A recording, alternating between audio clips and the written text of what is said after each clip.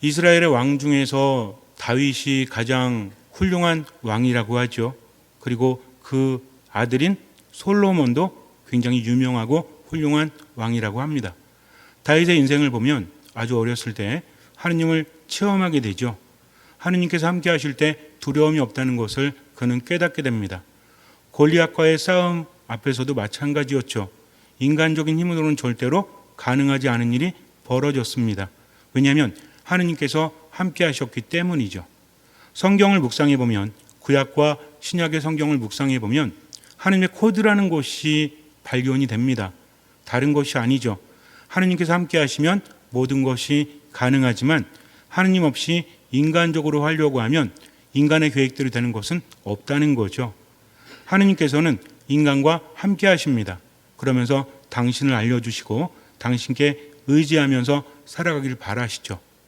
하느님께서는 무엇보다도 우리와 함께 하기를 바라신다는 겁니다. 그래서 우리도 그분과 함께 해야 되는 거예요. 하느님을 알고 하느님과 함께 하면서 지금을 살아가는 사람은 하느님께서 함께 하시기 때문에 삶 안에서 기적이 끊이지를 않습니다. 참된 기적은 바로 그런 것이라는 거죠. 어디에서 특별한 기적이 일어났다? 물론 대단하죠. 그러나 나하고 상관이 없다면 그 기적은 별 의미가 없습니다. 진짜 기적은 어디서 일어나야 되는 거예요? 내 삶 한가운데서, 내 안에서 일어나야 하는 것입니다. 그래서 정말 대단한 기적은 다른 기적이 아니라 내 삶이 변화되는 기적이죠. 하느님께서 그것을 일으키기 위해서 우리에게 오셨고 우리와 함께 하십니다. 그러면서 뭘 바라시죠? 응답하기를 바라신다는 거죠. 구약과 신약을 살펴보면 하느님께서 함께 하실 때 기적이 일어나지만 거기는 반드시 필요한 곳이 있죠. 제가 여러분에게 늘 미사 때마다 말씀을 드리죠. 기적은 하느님께로부터 오지만 그 기적을 가능하게 하는 것은 무엇이다? 우리들의 믿음이다. 믿음이 없다면 기적은 일어나지 않습니다. 하느님께 능력이 없어서가 아니라 우리가 믿어야만 하느님께 힘이 전달되고 그 힘으로 기적이 일어나는 것이 아닙니다. 우리가 착각을 하면 안 돼요. 우리가 기도를 많이 하고 우리가 믿음의 행위를 많이 하면 하느님께 힘이 보태져서 기적이 일어나는 것이 아니라 우리 믿음과 상관없이 하느님은 기적을 일으키십니다. 하지만 중요한 것은 그 기적의 의미가 별로 없다는 거죠.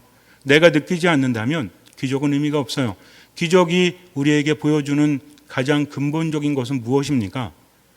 놀라운 기적, 대단한 기적 그 자체가 중요한 것이 아니라 그 기적이 하느님 때문에 일어날 수 있다는 거죠. 메시지는 무엇이죠? 인간에겐 불가능하지만 하느님께는 모든 것이 가능하다. 그러니 어떻게 해라? 하느님을 믿어라. 함께 하신 하느님을 바라보고 어떤 마음으로? 듣는 마음으로 살아가라는 거죠. 이것이 바로 신앙입니다. 듣는 마음이 있을 때 하느님께서 함께 하시고 기적은 일어날 수밖에 없다는 거죠. 하지만 인간의 인생이라는 것이 그리 길지는 않지만 때로는 넘어지기도 하고 때로는 일어나기도 하죠. 그렇게 하루하루 살아갑니다. 다윗도 마찬가지였어요. 우리가 가끔 착각을 하는 것이 하느님을 체험한 성인들은 너무나 좋겠다. 그들은 세상을 살면서도 하늘나라를 미리 살아가니까 얼마나 좋을까라고 생각을 합니다. 그러나 인간은 나약하다는 거죠. 하느님의 기적을 체험하면서도 이내 세상 속에서 넘어지고 말아요. 나약함 때문에 쓰러지고 만다는 것입니다. 다윗도 마찬가지였죠. 다윗은 죄도 많이 저질렀죠. 하느님 보시기에 좋지 않은 일도 많이 합니다. 하느님께 죄를 짓고 싶어서가 아니라 그의 나약함 때문이었죠. 어쩌면 다윗은요, 골리앗을 쳐 이길 때가 가장 높아졌을 때가 아닌가라는 생각이 들어요. 그때는 왜 높았죠? 능력이 대단해서? 경험이 대단해서? 아니죠. 자신이 보잘것없다는 것을 알기 때문에 오로지 하느님께만 의지할 수 있었다는 겁니다. 그런데 하느님을 체험하고 왕이 되어서 이스라엘을 다스리다 보니까 경험이 생기죠. 무엇이 생깁니까? 내 것이 생겨요. 어린 아이였을 때는 아무것도 갖지 못해서 하느님만 의지했지만 나이가 들면서 내 것이 생기면서 하느님보다는 내 것을 바라보게 돼요. 모든 것을 내려놓고 하느님께 의지하는 것이 아니라 생겨나는 것이 많으니까 어때요? 아까운 거죠. 지키고 싶은 거죠. 점점 그것을 내려놓기가 쉽지가 않아집니다. 그러다 보니까 하느님께 죄를 짓게 돼요. 점점 하느님의 영을 느끼지 못하게 되는 겁니다. 다윗 이전에 사울 왕도 그랬죠. 사울 왕도 하느님께 선택을 받은 사람이었죠. 그런데 어땠습니까? 처음에는 하느님께 의지하면서 정말 대단한 일을 했지만 누가 커지면서? 스스로가 커지면서 하느님의 말씀을 듣지 않게 됩니다. 다윗도 그랬다는 거죠. 그러나 다윗은 이내 뉘우칩니다. 하느님 없이는 아무것도 아니라는 것을 깨달았기 때문에 그래요. 인간에게 주어진 부귀 영화, 명예, 권력 이런 것들은 아무것도 아니라는 거죠. 어느 날 고민을 합니다. 한참 고민을 하다가 세공사를 불러요. 그리고 아주 유명한 이야기를 합니다. 내가 너무나 기쁠 때에도 그 기쁨에 사로잡히지 않게, 그리고 내가 너무나 슬플 때에도 슬픔에 깊이 머물지 않도록 나를 일깨워줄 문구를 반지에 새겨서 가지고 오도록 해라 라고 말을 합니다. 세공사는 나와서 고민을 하죠. 어떤 말을 적어 넣으면 좋을까? 반지에는 쓰여져 있는 글자가 한계가 있지 않습니까? 거기에다가 이럴 땐 이렇게 하고 저럴 땐 저렇게 하고 길게 쓸 수는 없잖아요. 고민을 하는데 좋은 생각이 떠오르지 않습니다. 그때 어린 솔로몬이 지나가는데 솔로몬은 지혜로운 사람으로 하느님께 무엇을 청했죠? 여러분 잘 아시겠지만 성경에 보면 솔로몬이 뭘 청했다고 그래요? 그렇죠. 하느님께 지혜를 청하죠. 근데 이것이 무엇이었어요?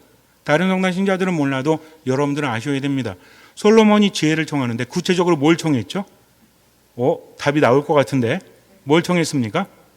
이거는 제가 이렇게 물으면 대충 찍어도 어느 정도는 답이 나오지 않겠습니까? 뭘 청했죠?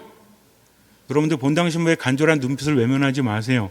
솔로몬이 하느님께 뭘 청했을까요? 4글자입니다. 4글자. 그렇죠. 듣는 마음을 청합니다. 그것이 하느님께 지혜를 청했다는 거죠.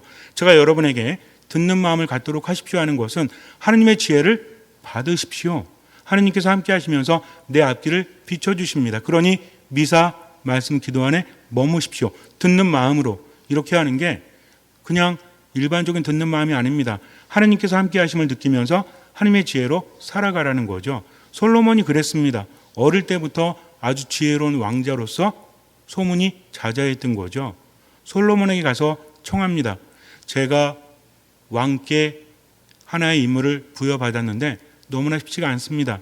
그러니 저에게 지혜를 가르쳐 주십시오 하면서 솔로몬에게 자초지종을 이야기합니다. 그랬더니 솔로몬이 듣고 난 다음에 빙그레 웃으면서 이렇게 말해요. 이렇게 적으십시오. 무엇이었습니까? 이 또한 지나가리라. 거기에서 나온 말이라고 하죠. 물론 여러 가지 설이 있습니다. 성경에 이런 말이 있다는 게 아니에요. 전체적으로 중요한 것은 솔로몬이 지혜를 가졌고 다윗이 그런 고민을 했고 그에게 지혜를 알려줬다는 거죠. 반지에다가 그것을 새겨서 갖다 주니까 다윗이 너무나 좋아합니다. 이게 어떤 의미가 있죠? 일반 사람들도 이 이야기를 들으면서 많은 생각을 해요. 특히 오늘은 한 해가 끝나는 날이기 때문에 지나간 삶을 돌아보면서 때로는 후회를 하기도 하고 때로는 기뻐하기도 하죠. 다음 한 해는 이렇게 살아야 되겠다. 그런데 이 시간 역시 지나가기 마련이라는 거죠. 내일부터 새해가 시작이 되지만 그때도 지나가기 마련입니다. 일반 사람들은 이것을 통해서 뭐 하지 말라? 일비하지 마라. 그래서 어떤 일이 있을 때 너무 좋아하지도 말고 어떤 일이 있을 때 너무 슬퍼하지도 마라. 어떻게 되기 마련이니까? 지나가기 마련이니까 라고 생각을 합니다. 우리는 고개를 끄덕이죠. 그래, 너무나 좋아도 얼매이지 말자. 세상사 새옹지만 아닌가. 너무 슬퍼도 슬픔에 너무 깊이 빠져들지 말자. 이것으로 끝난다면 별 의미가 없죠. 어쨌든 지나가기 마련이라는 것은 우리들의 삶이 의미가 있다는 겁니까? 없다는 겁니까? 의미가 없다는 거죠. 100년이 지나고 200년이 지나면 우리들의 삶은 아무 의미 없어요. 자식들이 얼마큼 기억해 줄 것 같아요? 여러분들은 부모님 얼마나 기억하십니까? 가끔 기억하시죠? 그것도 언제? 내가 힘들 때. 그러면 내 자식은 우리 부모님을 얼마나 기억해 줄까요? 그리고 내 자식의 자식들은 우리 부모님을 얼마나 기억해 줄까요? 그렇다면 나는요? 내 자식과 내 손주들과 손주들의 자식이 나를 얼마나 기억해 줄까요? 아무 의미 없다는 겁니다. 지금 그 말을 듣고 힘을 내보지만 결국은 모든 것이 지나가기 마련이라는 것은 영원한 것은 없고 나 또한 잊혀질 삶을 살아가는 것뿐이라는 거죠. 힘이 나십니까? 안 나십니까? 제가 이렇게 말하니까 힘이 안 나시죠? 그러면 어떻게 해야 되는가? 우린 다르게 알아들어야 합니다. 이 또한 지나간다는 것은 단순히 기뻐하거나 슬퍼하지 말라는 것이 아니라 모든 것은 영원하지 않지만 오직 영원하신 분은 누구시다? 하느님이시라는 거죠. 그분이 우리와 함께 하시면서 생명을 주시고 살아있는 동안 무엇을 잡아주십니까? 중심을 잡아주신다는 거죠. 모든 것이 지나간다는 것을 안다고 해서 흔들리지 않는 것은 아닙니다. 우리 인간은 흔들리게 마련이에요. 내가 아무리 생각을 한다고 할지라도 무엇이 흔들리니까? 기분이 흔들리잖아요. 우리가 보통 우울증이다, 삶이 너무 힘들다 이런 것들이 생각 때문이에요. 기분 때문이잖아요. 감정 때문이잖아요. 세상을 살면서 모르기 때문에 실수하고 모르기 때문에 잘못합니까? 모르기 때문에 그래요? 모르기 때문에 사랑하는 사람에게 상처 주고 모르기 때문에 열심히 살아가지 않아요? 알고 있죠. 그런데 무엇 때문에? 기분 때문에 그래요. 우습게 볼 것이 아닙니다. 기분이라는 것은 그냥 생겨나는 것이 아니기 때문에 그래요. 내 삶 안에서 그렇게 생겨날 수밖에 없을 때도 있다는 겁니다. 거기에 영향을 받는다는 거죠. 중요한 건 뭐냐면 그 사실을 안다는 것이 아니라 그것을 알매도 불구하고 쓰러질 수밖에 없지만 때로는 흔들릴 수밖에 없지만 무엇을 잡으면 된다? 중심을 잡으면 된다라는 거죠. 제자들이 배를 타고 풍랑에 시달리고 있을 때 그들이 할 수 있는 것은 무엇이었죠? 아무것도 없어요. 밧줄을 붙잡고 배를 붙잡고 있지만 뭘 할 수 있겠습니까? 지금 갈릴레아 호수가 마치 바다와도 큰 갈릴레아 호수가 풍랑을 만나서 이리저리 흔들리고 있는데 배 안에서 아무리 열심히 한다 한들 밝힐 수 있는 상황은 별로 없다는 거죠. 그렇지 않습니까? 그들의 노력이라는 것은 아주 나약한 거예요. 별 의미가 없습니다. 더군다나 언제였어요? 밤이었죠. 앞이 보이지 않습니다. 우리들의 인생도 마찬가지예요. 코로나19 때문에 또는 나이가 들어감에 따라서 일이 잘 안 되기 때문에 가족들이 문제가 있기 때문에 힘들다라고 말합니다. 왜 그래요? 지금도 힘들지만 앞으로도 희망이 없기 때문에 그래요. 사람들은 말합니다. 죽으림을 가지고 살아가면 돼요. 걱정하지 마십시오. 이런 얘기 들을 때는 힘이 조금 날 수도 있죠. 하지만 고통이 오래 가다 보면 삶이 만만하지 않다는 것을 알면 아무리 힘을 내려고 해도 힘이 나지 않습니다. 그저 지금 움켜잡고 살아가는 것뿐이죠. 물에 빠진 사람이 뭘 잡는데요? 지푸라기라도 움켜잡는다고 하죠. 생각해서 잡는 겁니까? 물에 빠졌는데 그래 내가 허우적거리는 것보다 지푸라기 하나라도 잡는 게 살 가능성이 0.001%가 높으니까 잡아야 되겠다 이러는 겁니까? 아니죠. 그 순간에 아무 의식 없이 그냥 움켜잡는 겁니다. 우리들의 삶도 그럴지도 몰라요. 그래 내가 슬픔에 빠져 있으면 안 되지. 내가 실망하면 안 되지. 나아지는 거 아무것도 없잖아. 열심히 살자. 눈에 보이는 것만 보고 살자라고 마음 먹어요. 근데 언제 무너지죠? 아침에 먹은 생각이 저녁에 무너져요. 어제 먹은 생각이 내일 무너집니다. 우리가 작년 이맘때에도 그런 생각을 했을 거예요. 지나간 한 해를 돌아보면서 앞으로 어떻게 살아야 되겠다 결심하셨죠? 지금 어때요? 얼마큼 실천하셨어요? 어쩌면 평생을 마치 되돌이표처럼 각오를 다지고 무너지고 실망하고 그렇게 살아가는 거 아닌가. 마지못해 지금은 살아가지만 어쩌면 내 느낌은 희망이 없다라고 스스로 판단하고 있는 것은 아니겠습니까? 세상은 그럴 수밖에 없어요. 정말 어렵습니다. 똑똑하다는 사람, 지혜롭다는 사람, 그리고 대단한 사람도 마찬가지예요. 우리도 그렇습니다. 하느님께서는 우리에게 잘하라고 하시는 것이 아닙니다. 물론 잘한다는 의미는 다르죠. 하느님께서 우리에게 바라시는 것은 뭐죠? 너는 혼자가 아니잖아. 내가 함께 하잖아. 내가 모든 것을 알고 있잖아. 그러니까 누구를 바라봐라? 나를 바라봐라. 두려워하지 말고 불안해하지 말라. 하느님께서 우리에게 말씀하실 때 우리는 우리말로 두려워하지 마라 또는 불안해하지 마라 이렇게 해석을 하고 있지만 성경의 내용을 보면 너의 눈을 이리저리 산책시키지 마라 라는 표현을 하고 있다는 거죠. 눈을 산책시킨다는 것은 무엇입니까? 내 눈을 이리저리 산책시킨다. 이리저리 움직인다. 무슨 얘기죠? 뭔 얘기예요? 구경하는 겁니까? 여기도 이쁘고 저기도 이쁘고 이러네 이런 겁니까? 우리 언제 눈을 이리저리 굴리죠?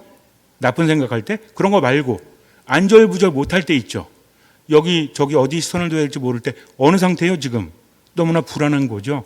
어디를 바라봐야 될지 모를 때가 있습니다. 그럴 때 정말 필요한 것은 무엇이죠? 내가 믿을 수 있는 존재, 내가 안심할 수 있는 존재. 지금 힘들고 괴롭지만 당신이 함께 하시니까 저는 힘내보겠습니다 하면서 하느님을 바라보란 얘기죠. 제자들이 풍랑에 시달릴 때 예수님께서 걸어오십니다. 제자들은 알아보지 못했죠? 누군지 알았어요? 유령인 줄 알았잖아요. 왜? 지금 불안하니까. 우리도 마찬가지입니다.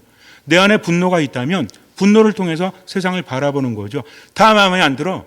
아침부터 가족들도 마음에 안 들고 회사 동료들도 마음에 안 들고 성당에 왔더니 누구도 마음에 안 들어? 시모님도 마음에 안 들어. 다 마음에 안 들어. 눈앞에 보이는 건 다 마음에 안 들어. 왜 그래요?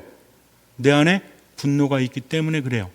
내 안에 우울감이 있기 때문에 그래요. 그러니 제자들도 지금 사투를 벌이고 있는데 아무것도 할 수 없잖아요. 이게 중요한 겁니다. 지금 죽을 것 같아도 이겨낼 수 있다는 힘이 있고 희망이 있다면 그러지 않을 거예요. 마지못해서 어쩔 수 없이 붙잡고 있지만 죽음의 두려움이 그들을 휘감아들고 있습니다. 그러니 예수님을 보고 유령인 줄 알죠. 하지만 예수님께서 뭐라고 하십니까? 나다 안심하여라. 불안해하지 마라. 두려워하지 마라. 라고 하십니다. 왜 두려워하지 말라고 했죠? 너희들에게 힘이 있으니까 두려워하지 마 이거였습니까? 아니죠. 내가 왔다. 나다. 안심해라. 누구를 바라봐라? 나를 바라봐라. 내가 함께하겠다. 그런데 사실 이것은 예수님께서 세상에 오신 이유죠. 예수님께서 세상에 오셨을 때 임마누엘 하느님이라고 하죠. 임마누엘이 뭐예요? 하느님께서 우리와 함께 계시다는 겁니다. 그래서 정말 중요한 건요. 지나온 1년을 돌아보면서 아니 지나온 내 인생을 돌아보면서 내세울 것이 하나도 없어도 너무나 힘들고 앞으로 희망도 하나도 없다고 할지라도 인간적으로 그렇다고 할지라도 누구만 바라보면 되죠? 하느님만 바라보면 돼요. 그리고 지금을 살아가면 돼요. 죄가 얼마나 많습니까? 하느님께 뭔가를 청할 자격이 없죠.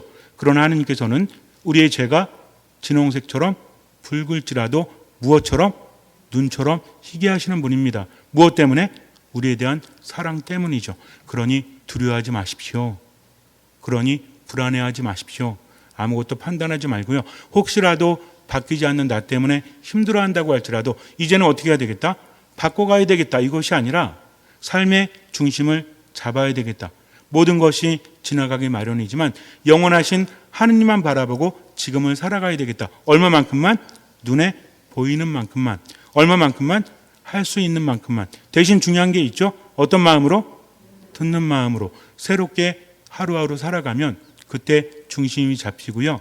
지나가는 모든 것 안에서도 우리는 지금을 즐길 수 있습니다. 그렇기 때문에 우리는 하느님 안에 머물면서 듣는 마음으로 지금을 살아가니까 삶이 어떻게 될까요? 모든 것에 감사하게 되죠.